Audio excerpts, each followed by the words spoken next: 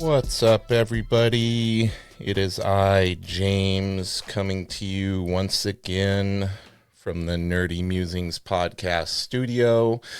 I am happy to be joined here today with my good friend, Tom Nguyen. How you doing today, Tom? How you doing, buddy? It's good to be back after all these years.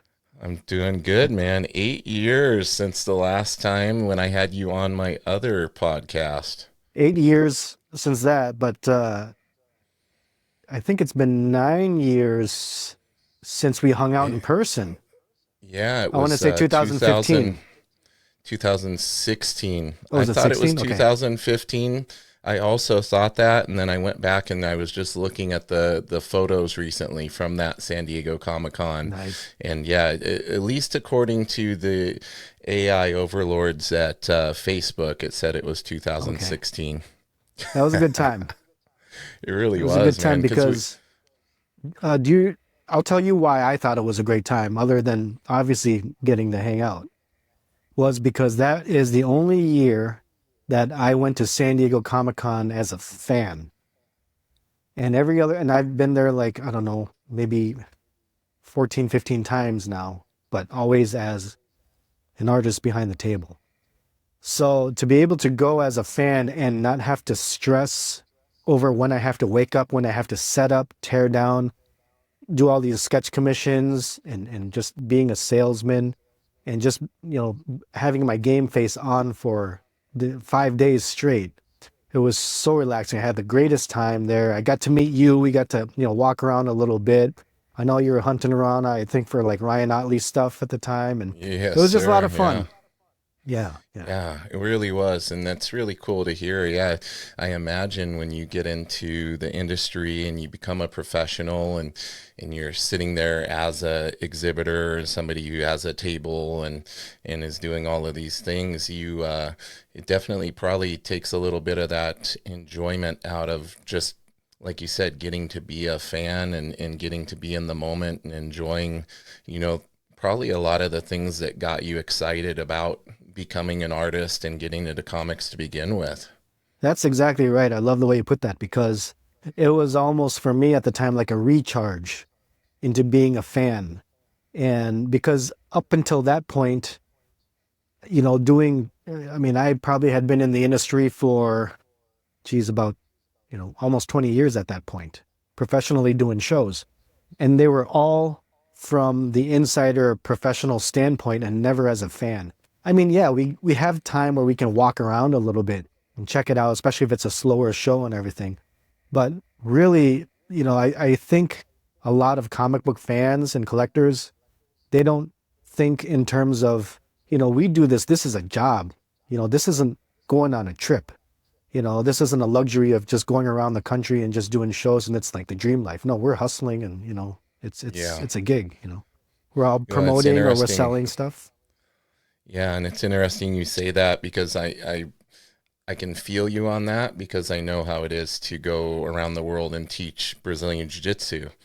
And when your hobby becomes your livelihood and then you're doing it in a different capacity like that, it's like, oh, you get to travel, all over and teach jujitsu. And it's like, yeah, but it's not like I'm traveling and getting to be a tourist and do other stuff while I'm in these places. I'm Right. literally getting off the airplane, going to the hotel room, sleeping, getting up early, going, teaching a seminar for 4 hours, get some food, go back to the hotel, get on a Right. plane the Yeah. next day and head Yeah. back home, right? Right. So Right.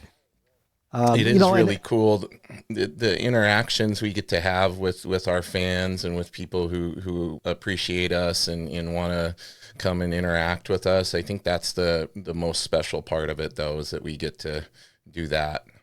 right. And no matter how burnt out, I get, that's something that you really can't replace. I mean, I'm not complaining at all. I mean, it really is a life. I can't imagine doing anything else. I'm really blessed to be able to go around the country and sometimes out of the country to do shows. It's like if I didn't have this job, like I would never see as much of, this country or just traveling in general as I do. I mean, this job has afforded me to be able to see so many places and meet so many people and different walks of life and cultures and stuff. So when Yeah. what I said earlier is not really a complaint, but everything becomes work at times, which is normal. Yeah. But it's not like you said, it's not like we're just going and we're having fun being a tourist. I'd love to do that to every city I visit, but reality hits, and you know, you you try to take advantage of it when you can. I mean, sometimes I'll book an extra day or two after the show just to relax and decompress, and then I can kind of relax and check out the area. Yeah, I'm right there with you too, in that I consider it a blessing and definitely not a complaint, but it just comes with the territory and it's kind of the reality of any time you're doing your love and your hobby as your profession. I think it comes with that territory. Um, and yeah, I do the same thing, and sometimes I'll book an extra day or I'll go a day early just so I can enjoy a little bit of the environment that I'm in. Right.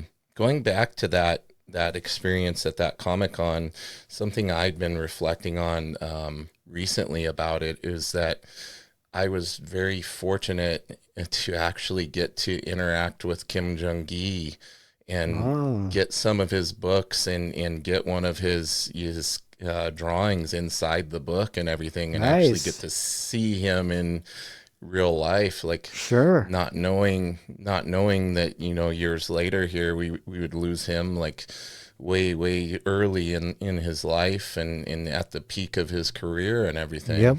Yeah, it was quite a shocker, and I got to get a picture with him, and I got a few of his books and stuff. Here, let me see if I can show you this. Speaking of Yeah, Kim Jong-gi, you and your fancy camera here. let's see if let me turn off this. See if this thing is tracks me. See, we're Um, going like on the live tour now. This is like MTV Cribs. mm, Look at oh, this that. is kind of a mirror image, There you go. but Wow. there's a picture of me and him in San Diego, and then a couple of his books, sketchbooks that have Yep. drawings in them, and then like a Beautiful. panoramic print, Yep. whatever. So I think I have those same books. Yeah. nice. I've got a whole square over here of the shelf that's dedicated to his works. So Oh yeah, yeah, he's just awesome. It was so sudden, phenomenal. and um Yeah, it's one of those things where just it really makes us value and cherish the time that we do have with people and not take it for granted. I know over the years, like I've had jujitsu students pass away, unexpectedly, and you're just like in shock, and all you can kind of do is go back and really reflect on and cherish the time that you did get to have with them, even though, of course, the selfish side of us is always going to wish that there was more time. oh yeah. Yeah, and I don't think it's so selfish if it's someone that, has impacted your life. Um because it's, you want them to be alive too. So I don't Yeah, I think selfish is kind of too harsh of a word sometimes when we're describing about people we miss. We yeah, just want to be able to share more happy times with them. But yeah, definitely. definitely a shock in the industry, like you said. He was in the prime of his career. He had so many years. I believe, if I recall, was it a heart attack, like cardiac arrest? Is that what it Yeah, was? that's what it yeah, Yeah. that's what it sounded like. I don't know if any like official statement came out, but from the descriptions and everything, it sounded like that's what it was, just a sudden cardiac event that he didn't survive. It's really a wake up call because if it was a cardiac event, I mean, he didn't fit the No. stereotype of what it looks like to have a heart attack. No, he, He he didn't look didn't, out of shape or anything.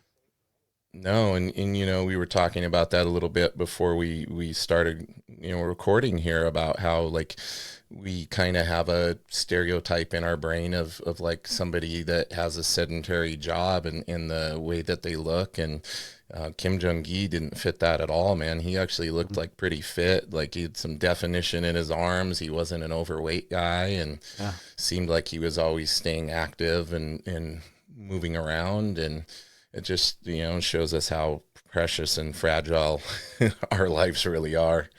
Yeah. Definitely a wake up call, like you said. Yeah. Absolutely. So Well, transitioning from the somber tone and getting into all of I that, know we're getting uh, downer. I know we're getting deep. I wanted to ask you about what you're currently working on because I keep track of you via Instagram, but with both of us being busy, we haven't really had a chance to chat recently about your current projects and anything like that. I've seen a few things posted on your Instagram that I'm excited for, but I wanted to give you a chance to kind of talk about what you're doing these days and what you're excited about. Well, I'm most excited about. So I finally started drawing the sequel to the Switch, which is the brainchild of me and Keith Champagne, the writer. We put that book out. Um, geez, back in 2018 it came out, I think. So it's been a good, 5 6 years, and it's always been on the back burner, but things come up, projects come up, but we decided that this has got to be the year that it's got to come out, the sequel. So for those who don't know, The Switch is basically the original was a graphic novel, 90 pages. It was actually published through Dynamite, but originally we did a Kickstarter for it. It became pretty successful. It's just it focused on a gal who was part of like the worst gang you can imagine, just terrible crimes.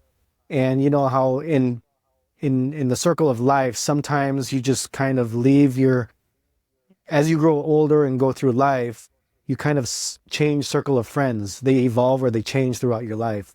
And she just decided she didn't want to do the bad guy thing anymore. So she just wanted to do, just wanted to quit the crime industry. But, being as deep in as she was, it's kind of hard to just quit and just say, hey, I'm a good guy now, because you got two problems. One, now you've upset your gang, and typically if you leave the gang, then the gang's going to try to murder you. And two, that doesn't make up for the crimes that you have committed in the past, so you still have to kind of atone for your crimes. So the only way she could do it was through a secret identity, like a secret superhero identity. And then so that's what the first one was all about. You can kind of guess that eventually, if you want to get into the drama part of it, I mean, it gets found out who she is, and then all hell breaks loose. But it has enough of a cult following and a readership with our loyal fans that they kind of deserve to get a sequel out of it. And Yeah, um, I know I'm excited about it. Last oh, time thank you you. were on, 8 years ago, according to the internet, um, on my other podcast, The Spartan Underground, if anybody wants to go back and listen to that episode with Tom and I think that was episode 6 of that podcast. Yeah, I read the description and it was actually still live on Kickstarter Oh, when we was did that it? podcast. Nice, Yeah. awesome. Yeah, so that's now fast forward today, and you're working on the sequel. Um, and is that going to be just strictly? Do you already have a publisher lined up for that? Is Dynamite going to do Oh, it we'll again? probably do a Kickstarter again. I mean, as far as a Okay. publisher, we're gonna try to publish it, or we will publish it under our own label this time, because what happened the last time with Dynamite was that, I mean, originally, oh, there it is. Originally, we were just gonna self-publish it through the Kickstarter, but then Keith had the bright idea, and he was like, "Well, let's just take it to Dynamite and see if they'll publish it," because we have a relationship with Dynamite. And it didn't hurt to ask. I mean, we know Nikki over there, and so we asked him, and he's like, "Yeah, let's do it." So that was great for us, and that it helped get us into more stores. It gave us a little bit more of a distribution, and even just like a nice stamp of legitimacy instead of just being a pure independent publisher and stuff. I mean, granted, we had our credentials and our career history to help us, and that's what we're going to rely on again. But this time, Keith and I, we have our own little fun imprint that we've been doing books under, called New Pain, which is a combination of my last name and his last name. But I love it. yeah, that's we're pretty confident it'll be successful again. I just got to get my stuff together and get it done. We just started, or I just started the current season, or the upcoming season of Big Brother, the reality TV show on CBS. For those who don't know, it's kind of like Survivor, but you live in a house. So every week someone gets evicted, and then last one standing wins, a bunch of money. But this will be my 11th year with them, and just started a couple weeks ago. So people ask, well, what do you do for them? Well, I'll do everything from like um, kind of visual development, conceptualizing some of the games and challenges they play on the show. In other words, producers will come to me and they'll say, this is what we want to try this season. We want to do this game or this challenge. But they come to me and they'll hire me to kind of visualize it, draw it for them. So then when they pitch it to the network, it's easy to explain and see. Anything from that to doing some artwork that's actually like on the walls in the house that you'll see on TV like all season, to just little drawings and designs that are part of the game itself. Like for instance, a game might use something that has my artwork on it. Of course, the last decade, one of the classic challenges on that show is called BB Comics, and it's basically an entire episode dedicated to the comic book cover versions of the members of the house. And so, I'll be drawing at least some of those again if they do it again. So yeah, that's what's been keeping me, pretty busy. That and a lot of over the winter, I did a lot of more visual development stuff for other TV shows and stuff. So it's an interesting transition. I'm not completely out of comics.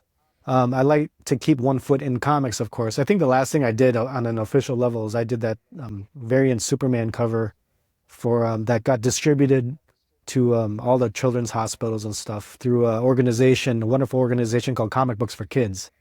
And yeah, they just distribute pop culture items and comic books to children's hospitals and troops around the world. It's a great cause. And but yeah, between just having my foot in the comics, where I'm doing Comic Cons, I'm always behind in commissions. That's never going to stop. And then just doing television stuff. It's been an interesting career. Well, it sounds like you've really, kept your career very diverse and have several different outlets that you're kind of different channels that you're working in, which I think, it can be important for younger artists to, maybe consider not putting all the eggs in one basket and get yourself out there on as many levels as you can, especially when it can be hard to find steady work. Like, I don't think people realize how hard it can be to like get on a series and stay on it for a long time and do all these things. Like it's actually more rare nowadays. I think you don't really like Yep. see people on runs of books or anything anymore. I'm so happy you said that because you are so spot on. It's like when I was when it was getting towards the end of my getting steady work in comics and started, getting into more television stuff. I mean, the transition could not have happened at a better time for me personally.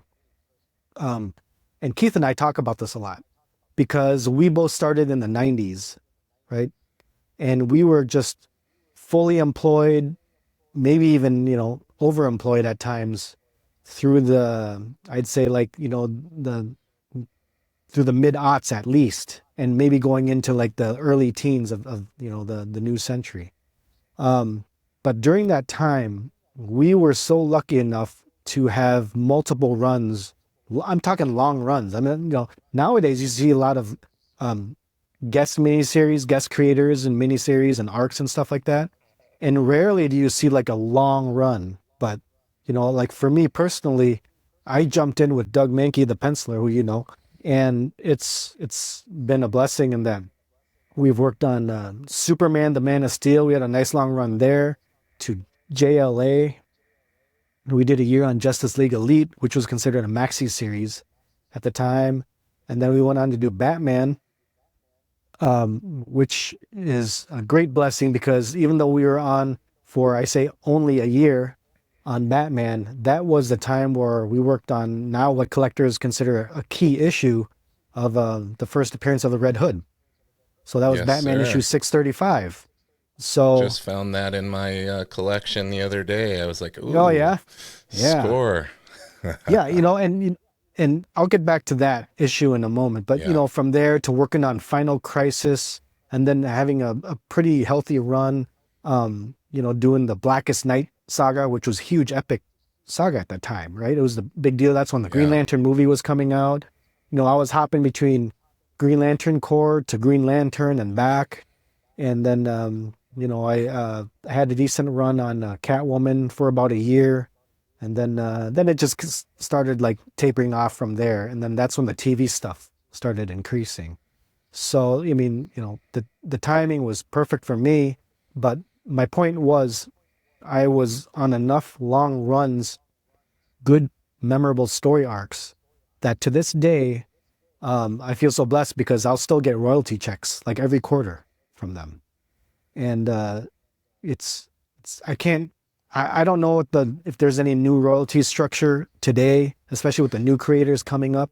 And I don't know if how many creators can even build up enough successful runs to be able to enjoy like future royalty payments, So Yeah. going back to 635 Batman, so when I worked on that issue, this was 2005. So we're talking 21 years ago already. I can't believe, I mean, it seems like That's yesterday. crazy, man. Stop making me feel old. I I see know, my man. beard here with all the gray in I it mean, dude, now, I and mean, I'm I'm like, I'm wait, gonna come up wait on a almost second. 20 years, yeah, or 30 years in the business. Can you believe that? Yeah, I mean, that's do I look like, crazy. I'm a veteran of 30 No. years? But so anyway, when I worked on that, so Judd Winnick was the writer, Doug was penciling, I was inking. Um, it was just another gig. I mean, that was the first Batman issue of our Batman run, was that arc. And didn't really think much beyond that. Even when we were done with that arc, didn't think much. And then um, DC would send us comps every month of everything we worked on, and also like every single issue that they published that month too. So it was like heaven for people who like just love comic books. But I would get 25 issues of every issue I worked on. So at the time, and I like telling the story, I was known to the neighborhood kids as like Mr. Comic Book. So every few weeks they would knock on my door and they would say, "Mister, do you have any comic books for me?" I'm like, "Sure, just take this." Because dude, I had so many boxes of comics that DC would send me that like I literally ran out of room in the house. So it was more of a burden than a Yeah. blessing at that point. And I remember I would just, I mean, I gave a bunch away of the 635s, right? Fast forward a few years, and then I find out that they're making a movie, like an animated movie out of that series. I'm like, oh, that's kind of cool. Um, I mean, obviously, I remember the work the story I worked on, but that the fact that they made it to an animated movie was kind of cool because the DVD showed up in my mail. So Nice. I think they sent me a DVD, and then a letter. They might have sent me like a paltry little check too, like $150 or something silly. Yeah. Sometimes they'll do that, and then they'll say, "Here, thanks for your work on the book." And I Right. never, to this day, I never watched it. Yeah, I will eventually.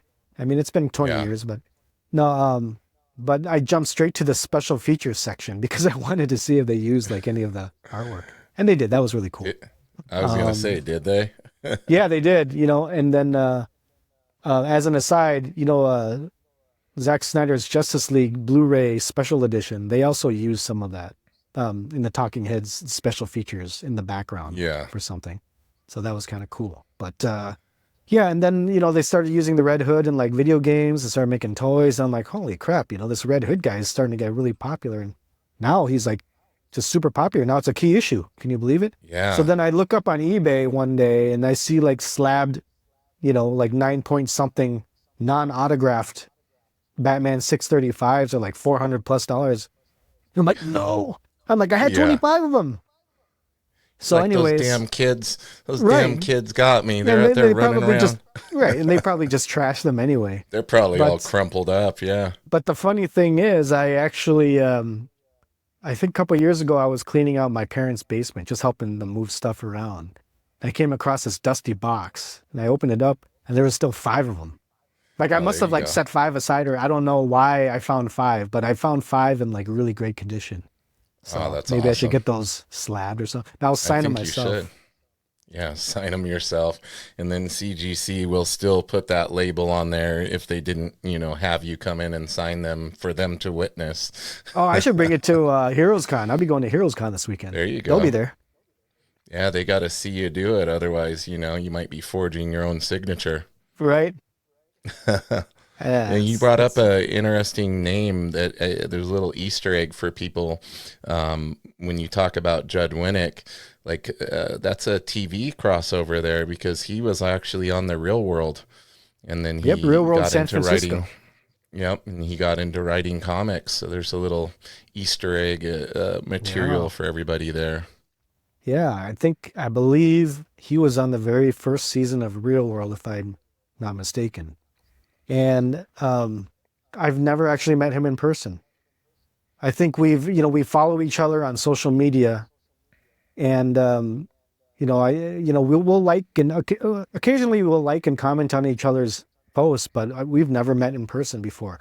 A couple of years ago, I tried to look for him at San Diego Comic Con, and couldn't find him. He wasn't at his table at the time.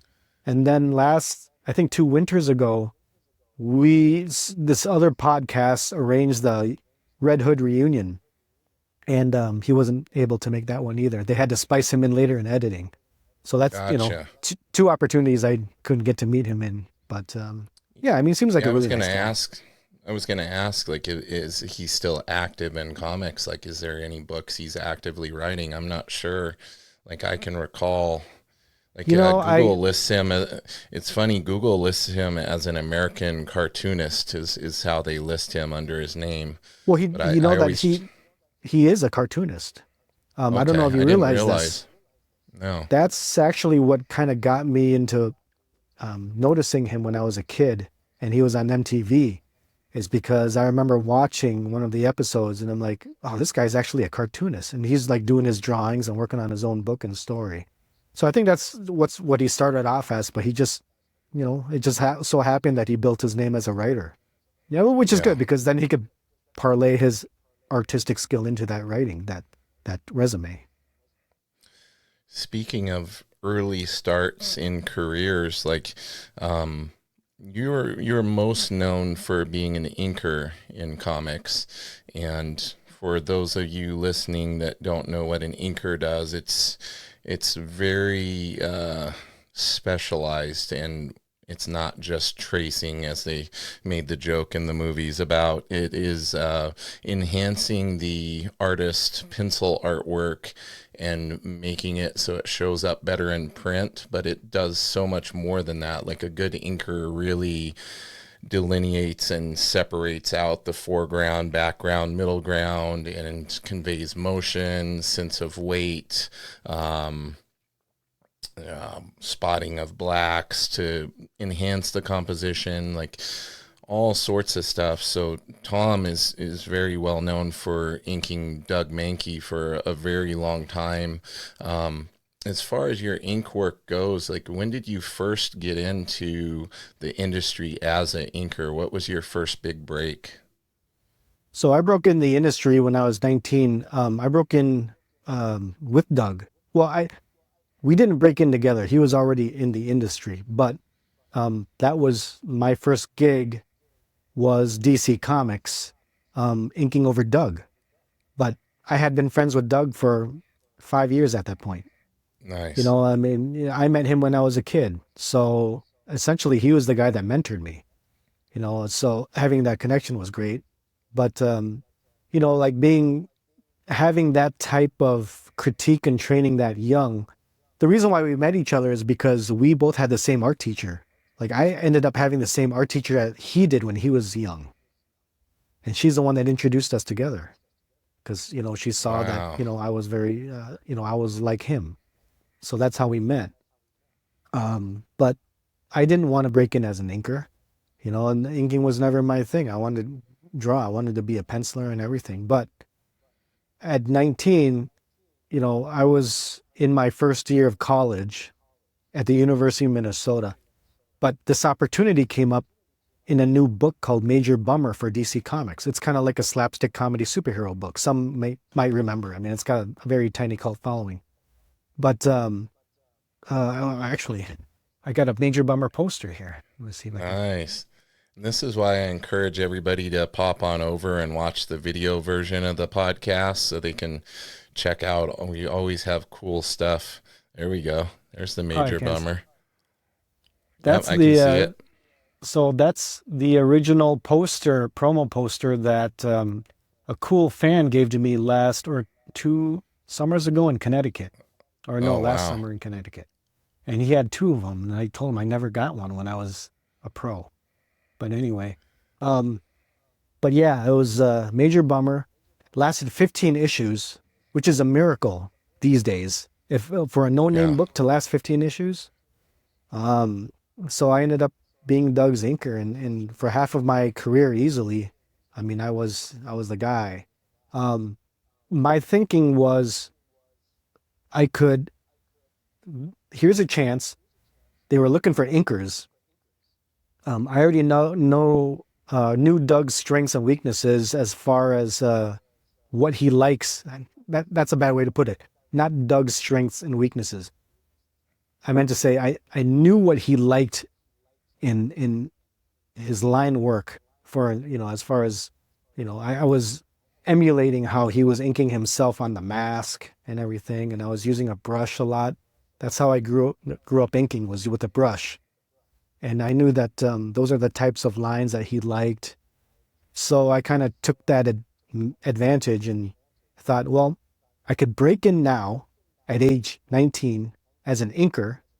I mean, it's still an art job, and get my foot in the door, start, I can be a pro and start making a living right now. Or I can take the chance of, I don't know how long it would take for me to break in as a penciler. I said, well, Yeah. why don't I just use inking as a stepping stone? And so I did. I went up against, I believe, 6 other professionals, and I got the gig. And they were all paid to try out too. So I was just like a young kid, a no-name kid, just a year out of high school, and I you know broke in, and that's what it is. As far as the art of inking is concerned, um, you're right. It's such a specialized and kind of like a nebulous term that people still don't really understand what it is. You know, my favorite way to explain it, and my inker friend Mark Stegbauer said this a long time ago. I'll never forget it. But you're going to have a variety of different pencilers. You could get a guy who's great. You could get guys who aren't so great. To the point where sometimes you're going to think as an inker, it's like, I'm better than this guy. Why don't I just draw it myself? Mm, To right. guys who are really rough, to guys who are super tight, right? So you're going to get the whole gamut of pencilers. What an inker does, a good inker will take what he's given, whatever it is, he redraws it. He just redraws it in ink. That's his job.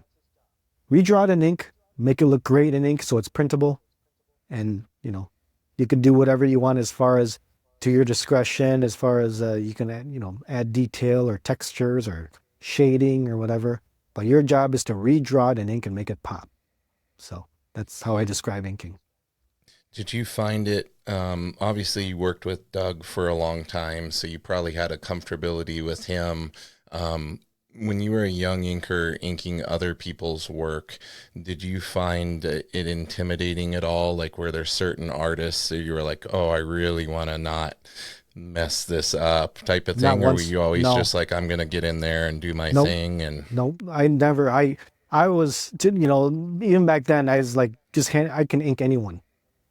And the reason I was that confident is, well, 2 reasons. One, I mean, I was inking over Doug. I mean, he's one of the best. yeah, he's So when amazing. you ink over someone that great, it's less intimidating to approach other people, right?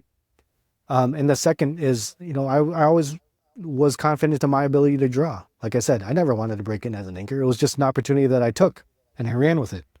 But I was just as confident in my ability to draw. So, I think that the inkers who lack that confidence, I'm guessing probably don't have that that artistic drawing, um, like technical know-how, the background. Yeah. Because and you've seen examples of this as an artist yourself, I'm sure, where you see one guy pencil a page and you have five different inkers ink it, and they all look different. And Yep. it just, every inker's got their own style, what they bring to the table. And a lot of what they bring to the table is how much they know how to draw. You know, if a guy is giving you a really rough sketch and nothing's defined, who's going to turn out a better end piece? An inker who knows how to draw, or an inker who just knows how to make fancy lines, but is just kind of guessing on what the penciler is. You have to look at a penciler's work and know what he wants. Through his scribble is like a language. You have to be able to read it. Doug can put a scribble here and scribble there, and I know exactly what he wants there. But like a newbie inker might be intimidated and not know what to do with the scribble, and might just try to Yeah. put fancy lines to kind of cover that up. So, no, I never Yeah. was intimidated. I mean, you can give me any, artist, and I'll do it. Sometimes I look at, I have a ton of these art of books and the books with where it's all just the pencils. And sometimes I look at some of Greg Capullo's stuff and I'm like, man, how would I interpret that? Like he leaves a lot of stuff very loose, and he's been fortunate, in his modern career to work with some really, talented inkers who Mhm. have to be coming from that place that you're talking about where they can also draw and they're confident in that interpretation of his work. It's definitely I think inkers are very underrated, and I'm not just telling You you know, that because you're my friend, but I think well, it's a very underrated art form in and of itself. yeah, it's interesting because it's a rare, underrated art form. Like I said before, that is still kind of like nebulous to a bunch of people. But in this day and age, it's interesting because now you have publishers who they're almost, like, I get the impression they're almost kind of encouraging the the new pros coming in to ink their own work, or you're finding more pencilers trying to ink their own work. Now, some of it Yeah. might be cost saving measures. It might be cheaper to pay an artist who can do it all rather than pay two separate jobs, a penciler and an inker.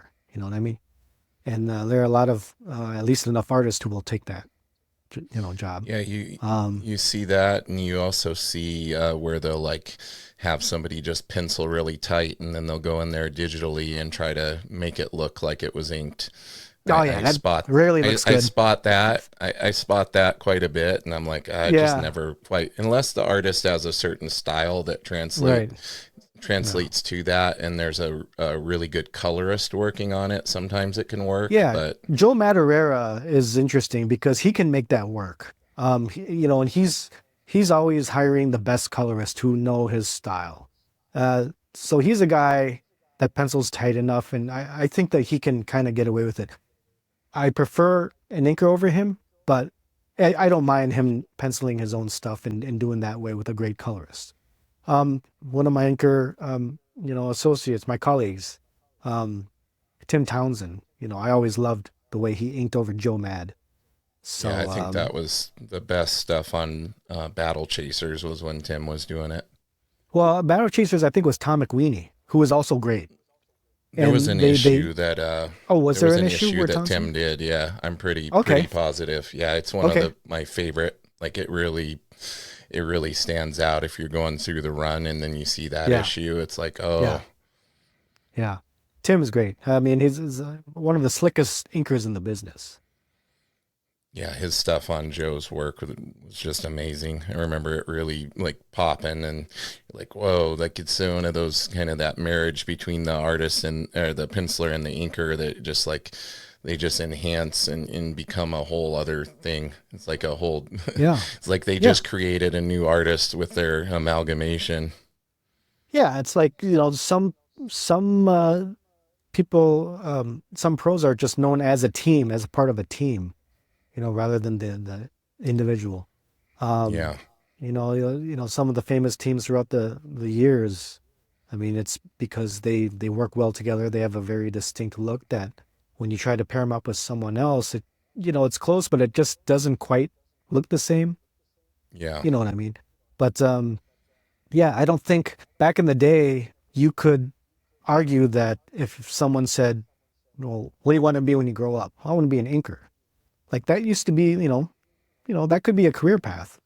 I don't think it is anymore these days. In fact, if someone told me they wanted to be a full-time anchor, I'd just tell them to give it up. Yeah. It's just that the industry has Speaking, changed.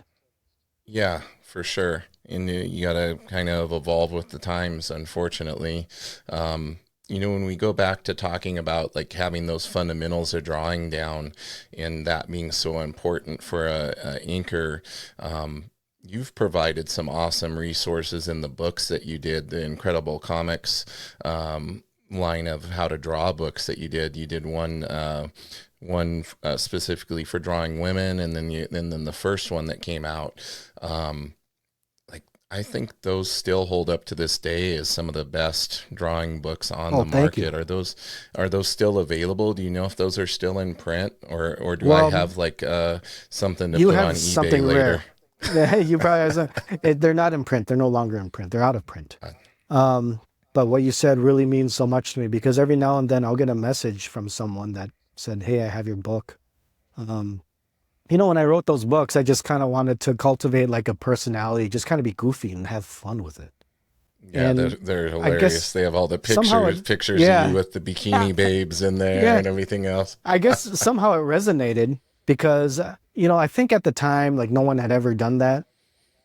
Um, I mean, even before then, I mean, Doug and I put out a couple DVDs on penciling and inking I way was back just in like gonna mention those. 2005. Yeah, those are And even, those are over there too. yeah, and even then, I mean, that we're trying to be like cutting edge.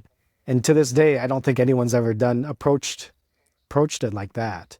Did you Um, ever recover from your burns from the burrito that you microwaved in the video yeah. and got out of the microwave when it was too hot? Was it, did it burn my mouth? Did I put it in my I mouth or think it something? I burnt. Yeah, it remember. burned. Yeah, you burned your Yeah. mouth. Yeah. Yeah. I can't believe you remember that. Glad you Um, survived.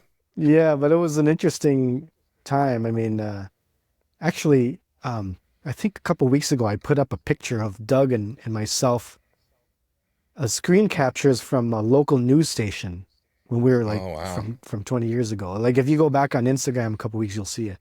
But that was from when we were promoting those DVDs. nice. But yeah, I mean, it really means a lot to me that you and other artists. I mean, I've gotten emails from like France, like people buying my book in France and writing to me in French, Wow. about how they enjoyed the book. And I mean, I've got somewhere, I don't think let me see if I have the Chinese, they sent me like Chinese editions of the book Oh wow. too, which I've never seen anywhere else. Let me see if I can find it here. Give me a second Yeah, well, here. you do that. I'll see if I can grab these off my Okay. shelf over here to show everybody. Okay.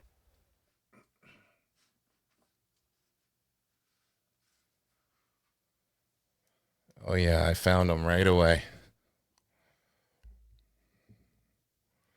Everybody listening to the audio version, make sure you pop over.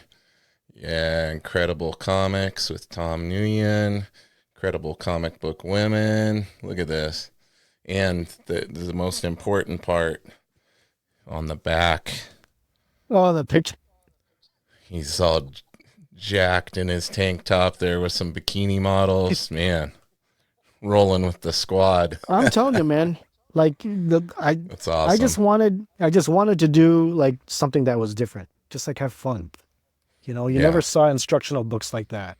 You No, never saw nothing like DVDs that. like that. It's just Yep. have some fun. Um, yeah. So Oh, there you go. this is pretty cool, Nice. huh? That's probably really rare. Oh, I would think so. Yeah. I Yep. mean, I'm not letting go of Yeah, for these, sure. No, but times get tough. You gotta you're right. Yeah, just like my save it's those. Batman 635. Yep. But I'm so happy that you asked about if anything else, was gonna come out of that because um what I've in addition to the Switch 2, I'm kind of secretly, I guess not so much anymore, chipping away at a no holds barred um like ultimate edition of How to Draw Women book. I mean, this is Nice. not an updated. This is not an updated. I mean, this is literally a brand new follow up. That's not only is it how to draw women, but it's how to photograph them for photographers. Okay. So, and this will be nothing like you have seen before, true to my goals and my style with how I teach. Yes, yes.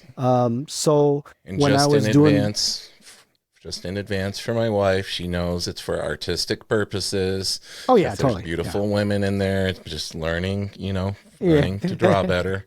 Okay, so here's a teaser that I'll give you, and your viewers hopefully will be intrigued by this. But basically, when I was working on the How to Draw Women, the Incredible Women with Tom Nguyen book back in the day for Impact books, like Impact is like done. They're like dissolved or out of business stuff. Yeah, they put out Um, some of the really, really had a lot of stuff come out for a period of they time did. there. They were really A lot of how to prolific. draw. Yeah. So it's kind of sad how that kind of disappeared. But anyway, so what this new project is going to do, it's going to basically release all of the shackles that were put on me for when I did the first book. Mainly, I was limited to 128 pages. I mean, really, what, I mean, I'm glad people like the book, but really it just scratched the surface of what I wanted to show. I mean, we had to cut some stuff out to make space. We had to censor some things, some things were just kind of like not, too hot to handle. Too Um, lewd. too lewd. Um, but this upcoming project is pretty ambitious because we will have none of that limitation in content or anything. To give you an idea, I've already shot most of the material like 10 years ago. Oh, Now you say wow. shot, what do you mean shot material? Well, we have uh, you've probably, most artists have probably seen or checked out or own these figure drawing books, right? Yep. On like photographs of turnarounds of the human figure, male, female, whatever, and different poses, perspective, just figure drawing books. That's this section right here is Oh yeah, dedicated to that. That's I all mean, of these are, I've you got got them this too. one. My a friend of mine gifted me this one a while Yep. back called the That's a good Atlas of one. Foreshortening, Yep. and That's right I up don't there. know if, and it's just basically got this, but it's just like a whole book full of different Yep. poses and everything. Well, mine is similar, but mine will be women. Why? Because they're harder to draw, I think. It's easier for people who want to break into comics. It's easy for them to draw like big muscle superhero guys. Women, I believe, are harder and there's more subtle touch. And Yeah. but I mean, really, it's because I want to. It's because it's just fun. Um, Yeah. it's kind of, I guess, for lack of better way of explaining it, um, for better or for worse. I mean, I kind of have that reputation of drawing, like just really, just cute or, like pretty comic book girls. I get requested to draw a lot of that for commissions and stuff. And I work really hard to try to do that. I always kind of jokingly say that, you can be a terrible artist, but if you can draw women well, I mean, you'll find a way to make a living. There's people that have made entire careers and continue to Yeah, there's nothing wrong with succeed that. with their careers doing that, right? So, yeah. Exactly. Yeah, yeah. So this upcoming project is working title only. It's going to be called Ultimate Women with Tom Nguyen, but it's going to be I've shot the models. One of them's a Playboy model, former Playboy model, and everything.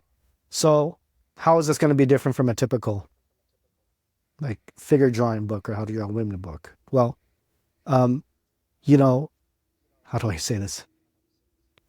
The models are going to be unlike anything you've seen in a typical art book. We'll let people And use this, their imagination.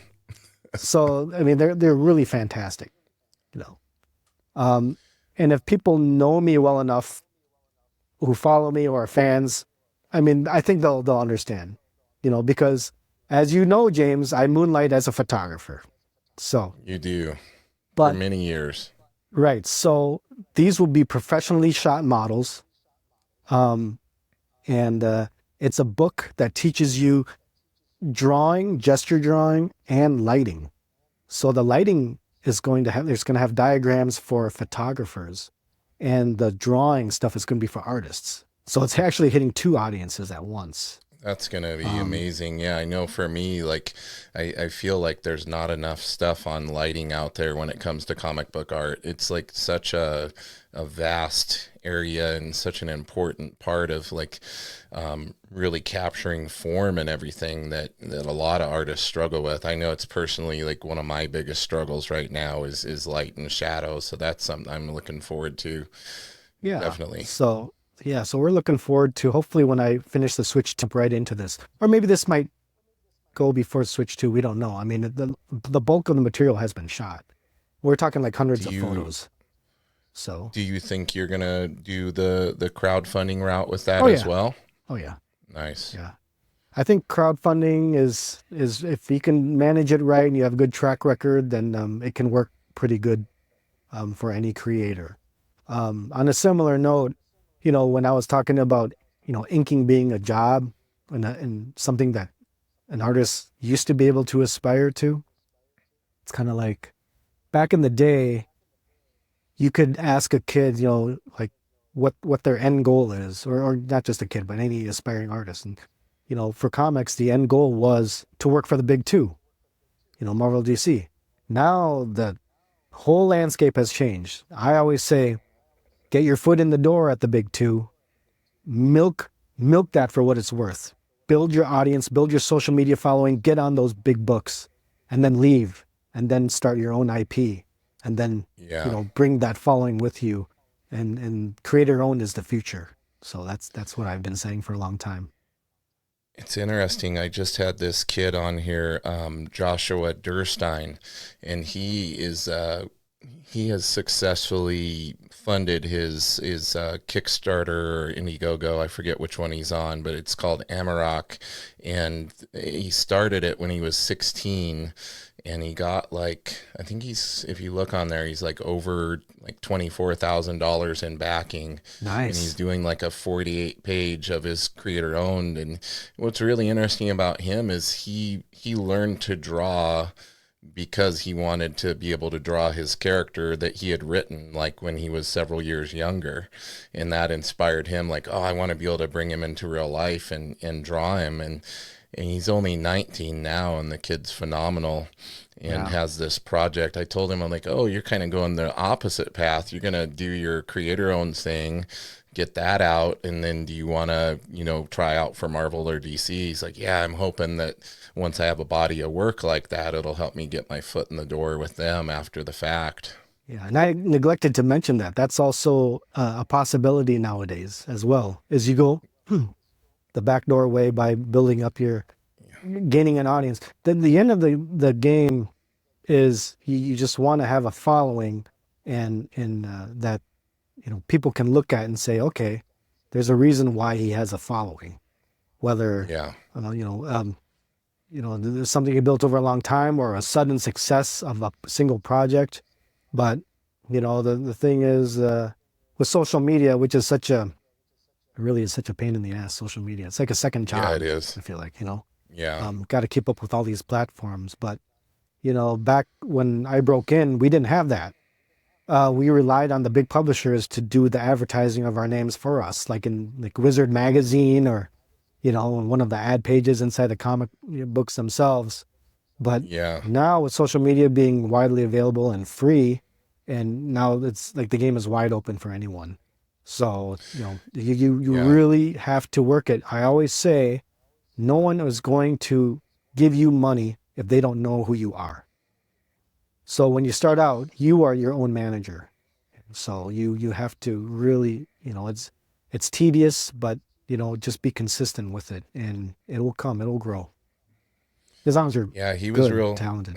Yeah, exactly. Yeah, yeah, he was smart about it because he not only built his social media following and continues to do so, but then he also is being mentored by inker John Livesay, Oh who's yeah, I know doing John. He's a friend of mine. Yeah. yeah. So John's like took this kid under his wing, and he's inking all of this book that he's doing.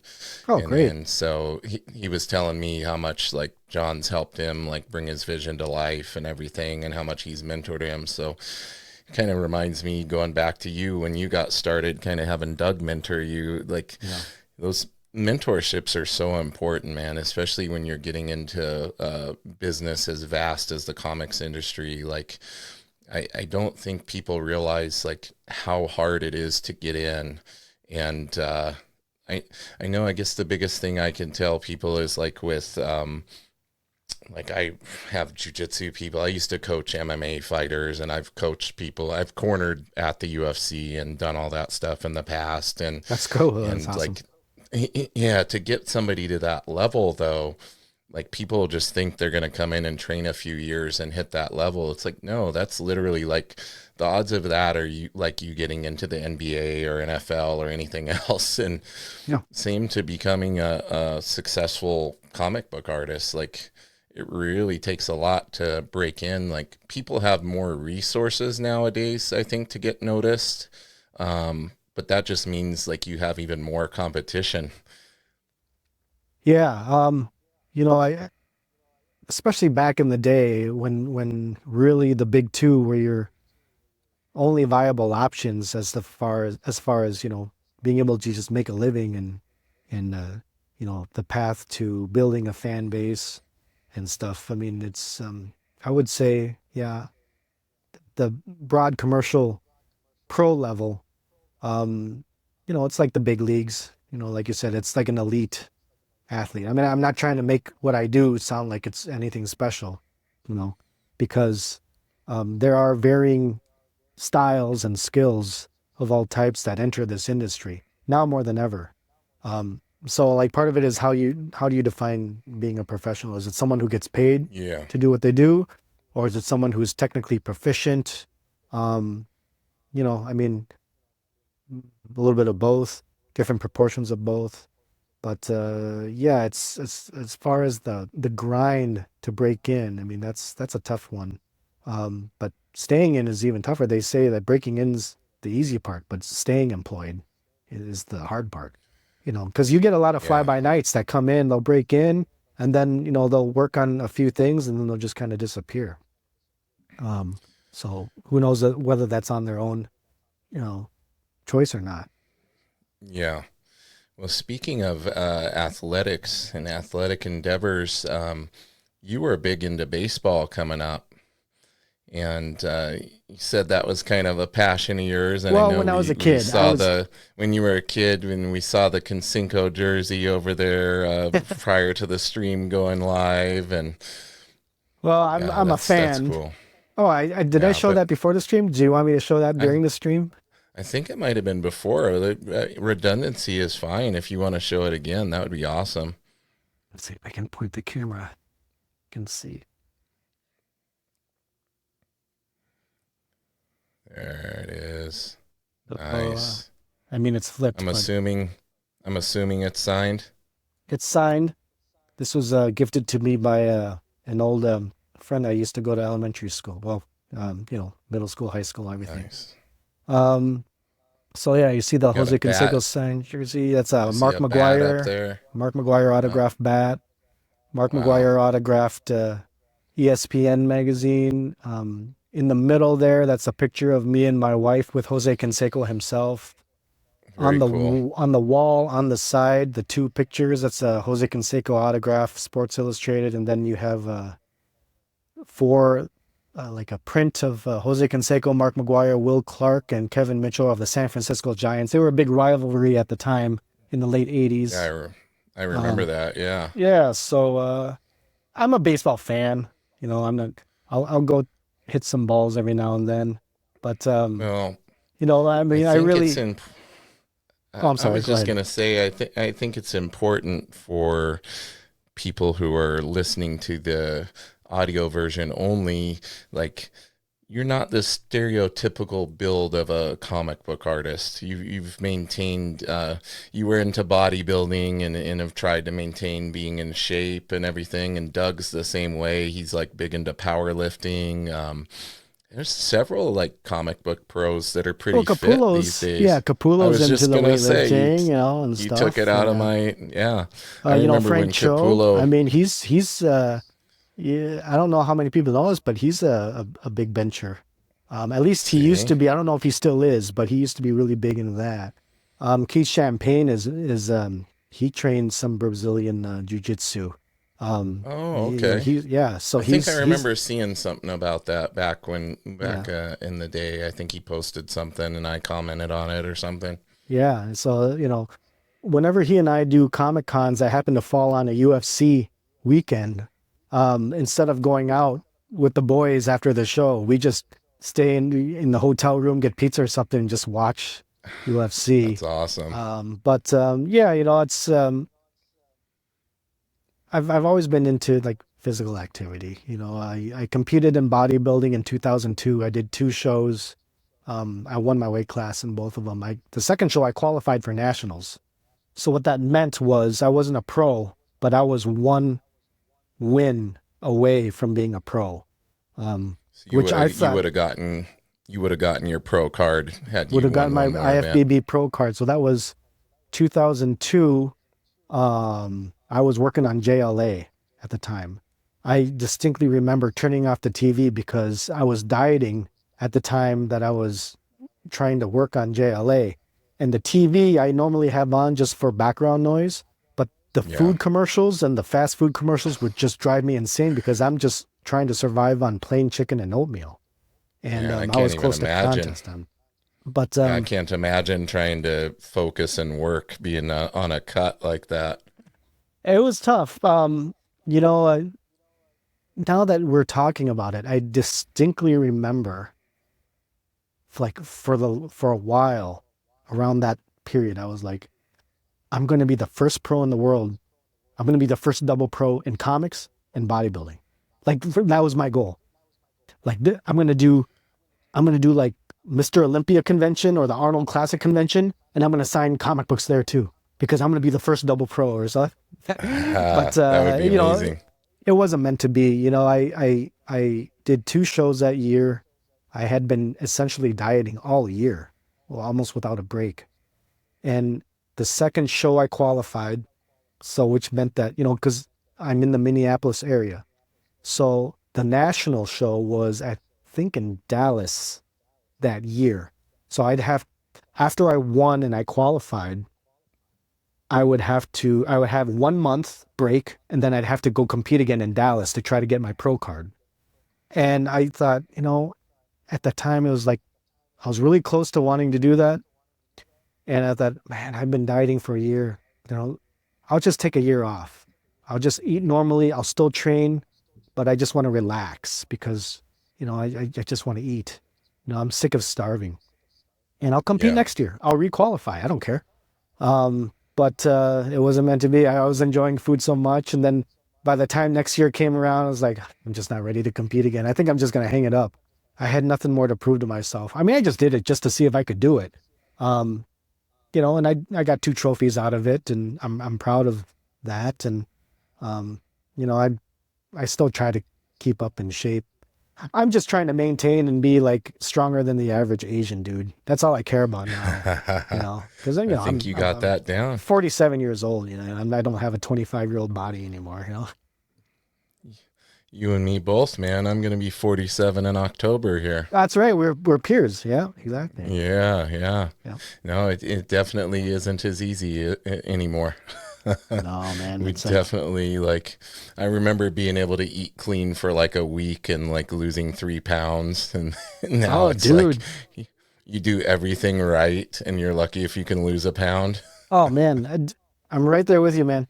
And I'm working out. Sometimes I feel like I'm doing more cardio than I ever have in my life, and it's still like Hmm. not coming off.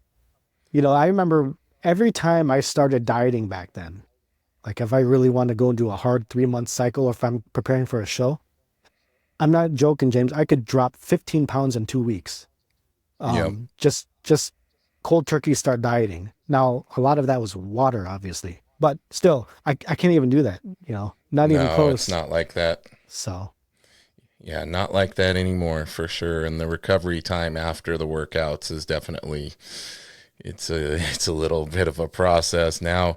I've added in arm wrestling to the mix too, along Oh with the man, jiu-jitsu, and that's crazy, that's a dude. The arm whole other wrestling makes me I think that freaks me out because I've seen enough videos of people like having the arm fracturing their breaks. their arm breaks and Yeah. then like having like really weak rotator cuff muscles and stuff and So there's a I'm there's a real there's a real misconception on that, because that's what everybody brings up when you first tell them you're getting into arm wrestling. And yeah actually, the best way I can put it, since you're somebody that watches MMA, it's when you see somebody in arm wrestling get their arm broken, it's extremely uncommon. And yeah it is usually the equivalent of if somebody was caught in an arm bar and they decided they weren't going to tap and they were going to let their arm break. oh, I see okay So the person themselves is putting themselves out of alignment and continuing to try to fight, and it puts pressure back here and it causes that spiral fracture you'll see happen. So like yeah if you're an amateur arm wrestler and they see you in that position, they're like, stop. Like you're doing bad technique. Don't We're not going yeah to let you continue if you keep doing that. So right yeah, it's interesting, but yeah, that's the first thing. Oh, I don't want to break my arm, well and they don't realize how much technique there is to it. I'm glad you explained that. So I guess in a way it's kind of like um the worst cases spread out more easily out into the world for people to see, and then that gives them the impression that it's more common. 100%. So Yeah, okay, just yeah, like any video of somebody getting choked out and people relating that to jujitsu or whatever, right, like extremely uncommon. Like, but yeah, it's interesting. And what drew me to the arm wrestling is how much of a crossover there is with the techniques of jujitsu and the techniques in arm wrestling. So hmm just like in jujitsu, a smaller individual with really good technique who's strong can actually beat a bigger individual who doesn't have the technique. So yep, I've had guys that were like 160 pounds pin me, and I'm yep. 6'5" and 310 pounds right now. Right, right. So It's just yeah, like so with that really, powerlifting. I mean, yeah, you see a lot of like tiny guys, that can bench 300 plus pounds, and yeah, they're it's all technique. I mean, some of it's raw strength too, but that's built alongside technique. And I mean, same with baseball, swinging the bat. A good technical swing, you can get more pop and more distance off of your bat than someone who just has very bad looking swing, and they look like they can hit a 500-foot home run, but really, I mean, if you don't have the technique, you can't do anything. exactly, my friend. Well, man, I'm just really happy that after all these years we were able to reconnect and get you on here for a little hangout tonight. I know Oh man, it's anytime you want me back, it's man. yeah, it's later where you're at, and I'm a West Coast guy, so it's only like a little after 6 here, but it's got to Oh be yeah. getting. Are you in? I was gonna ask you. I know a lot of artists are kind of night owls. Are you a night owl? Yeah. Generally, I mean, at least I have to be this week. I got to pull a couple all-nighters before I can go to Heroes Con just to get enough work done here.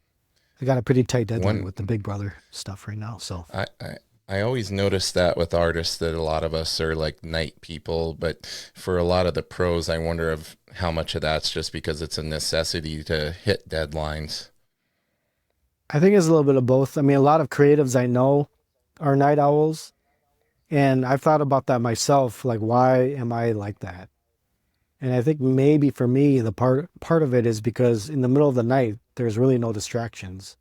I'm not, Mm, people in the house are sleeping. Um, no one's calling me. Nothing is even, and this is the most important distraction for me. Nothing is really open for me to like be distracted to like leave the house and go to. Like I'm forced to stay in my house and work. So, so you're if, able if the to get mall if the your mall was open, I'd probably just go like people watch at the mall or something, or have an excuse to go buy food or something silly. go to the mall and draw people. Go to the mall or just go see a movie. I don't know. Do you ever do that, or have you ever done that where you take your sketchbook and go and just sit and kind of try to capture people's likenesses and things like that? I know I used to. a lot of artists recommend that as an exercise, and I'm friends with Ron Garney. He's a fellow jiu-jitsu guy, and But yeah, I think long didn't you throw long up some time. reel with him on Yeah, yeah, Instagram? I yeah. saw you. Yeah, and he was actually just on the podcast, and I know he always tells me, he's like, when he gives me advice about my art, he's like, go sit down and just draw people kind of thing. And I mean to do it, but I haven't gotten around to it, Ron. I'm sorry. It's never gonna So promote me. I've It's yeah, funny. He does belts for me. So he has a yeah. jiu-jitsu white belt. I'm a Yeah. two-stripe white belt in art right now. I'm never gonna That's get to I'm never gonna get to my blue belt if I don't get out and start drawing people. I I took uh I took Taekwondo when I was like 12. And I Yeah. got like halfway through, which for us was like blue belt, and then I Yep. stopped. I just got really bored of it, and then I like as a joke I started my own thing, like Nguyen-Do, Yeah, I which remember is like that. my kid version of mixed martial arts. But I going back remember. to like drawing people, I mean Yeah. I've tried to like do the whole arty thing where you go out in public with a little sketchbook and just draw, but just never.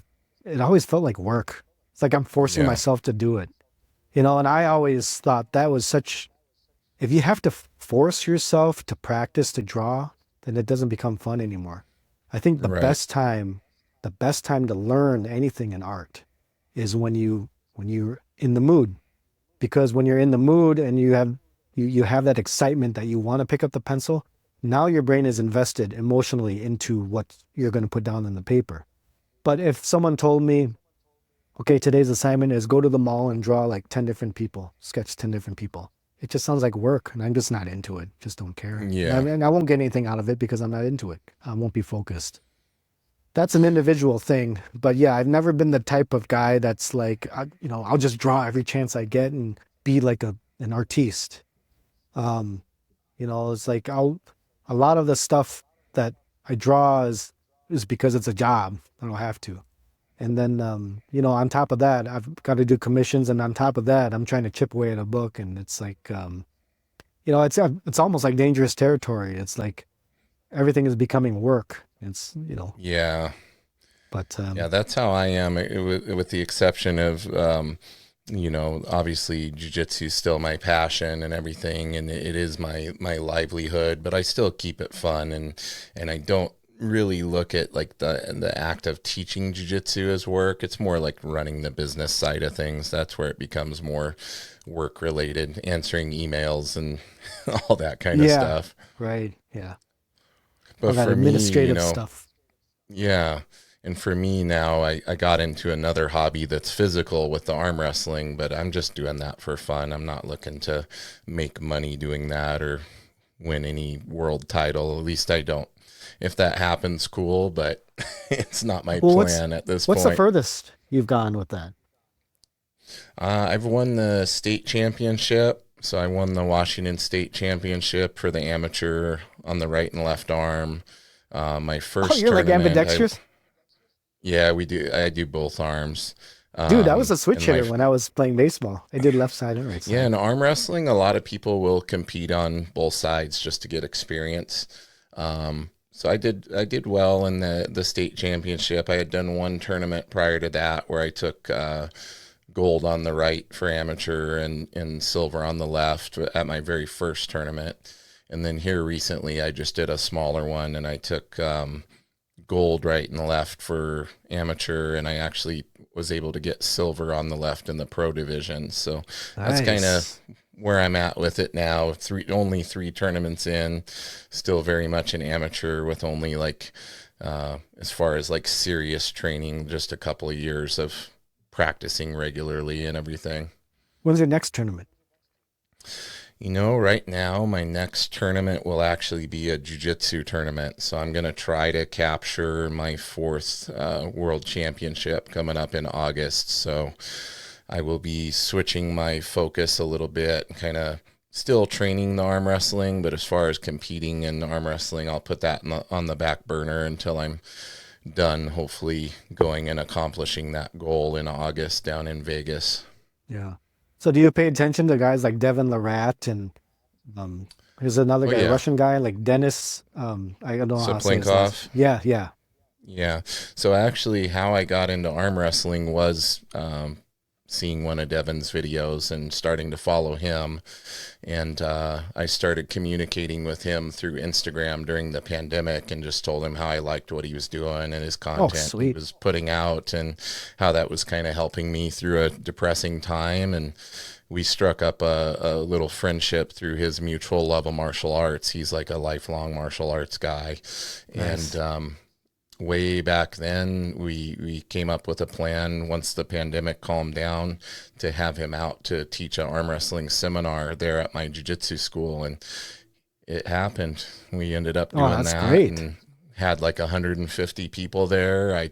He taught, the first day was an arm wrestling seminar. Second day, I taught a jiu-jitsu seminar that he attended. And yeah, so yes, huge Devin Larrett fan, and I can call him kind of, an acquaintance level friend. I've hung out with him. I've talked to him on the phone, that type of stuff. And is he going to do a podcast interview anytime? He's been on my other podcast. He was actually my most recent, my last episode that I did on that one was actually him and his son, Auden. So yeah, we actually recorded that one in person after the seminar that he taught. And we'll be bringing him out here again soon, getting him out to the place and doing another seminar here. And hopefully the plan is to do, instead of doing a day of arm wrestling, day of jiu-jitsu, we're actually going to host an arm wrestling tournament, and then the second day do the seminar while everybody's like worn out and ready to be technical and learn. Right. Yeah. Last time he was here, literally he arm wrestled people for 7 hours straight, like with no break. Like he was literally drinking water with one hand while he's arm wrestling people. And he would teach for like 5 or 10 minutes, and then he just one after the other having people arm wrestle. The guy's just a genetic freak. He's kind of an entertainer from the clips that I've seen of him. He really is. He's a real character, and he's definitely done the most to get exposure for arm wrestling and getting it more into the mainstream. So pretty much anybody who's gotten into arm wrestling over the last like 3 or 4 years, they all have a similar story about how they got into it because one of his videos popped up on their YouTube or whatever. Nice. Yeah. Well, listen, Mr. Tom, it's getting into the evening here, and I really appreciate you taking the time tonight. I look forward to doing this again soon. Maybe we can get on here and do this when the new art book becomes official, and get you back on, or even before then when the Switch, the second part of that is getting ready to come out, get you on here to share some more information about that stuff. Does that sound like a plan? Oh, that sounds great. Anything to promote the stuff, man. That would be great. Awesome, buddy. Well, listen, I'm going to see what kind of dance moves you have. I'm going to hit my outro music here. Some people are limited to voguing and raising the roof and all these different things. Some people just, so that's the Macarena. You're doing the Macarena there. No, I learned that from Madonna back when she did her music Oh, my goodness. Video. She started it, huh? All right, I'm going to hit the outro. Everyone, keep it nerdy. Make sure you go to tomnguyenstudio.com. Is that correct? Did I get it right? Yeah, it's not updated, but I need to update that. But yes. And follow him on Instagram at Tom Nguyen Art. And I will make sure to include those in the podcast notes for everybody. And anything else you want me to include, make sure you send it my way. Instagram is Tom Nguyen Studio, but my Twitter or X is Tom Nguyen Art. So it's either studio or art, if you go to any of my social medias. But that's fine. If you look him up, you'll find him, but I'll get the correct versions of the links in the notes here. All right, I'm going to hit this outro. We'll break out our dance moves. Here I got to dance. Are you dancing too? I'm going to do something. I don't even know. All right, here we go. Okay. What do we got? Raise the roof. Oh, you're going to get up? The camera can track you? Dang, dude. Oh, you're going to... What about that? You see I'm just bouncing my pecs. That's all I'm doing. Oh, there you go. Yeah, that's funny. Bouncing to the beat. The the last guest was doing some arm wrestling movements. He's actually an artist who's an arm wrestler. I'll do some posing. I gotta stop the tracking. Yeah, there you go. Get some posing going. Some bodybuilding posing. There we go. There it is. Let's see the tricep. Got the tricep pose. What's the better lighting? This is my farmer's tan. It's all washed out. There you go. Let's see that rear lat spread to take us out, Tom. Rear lat spread. Yep. You need a widescreen for this. Boom. Boom. All right, everybody. Keep it nerdy. Bye, everyone.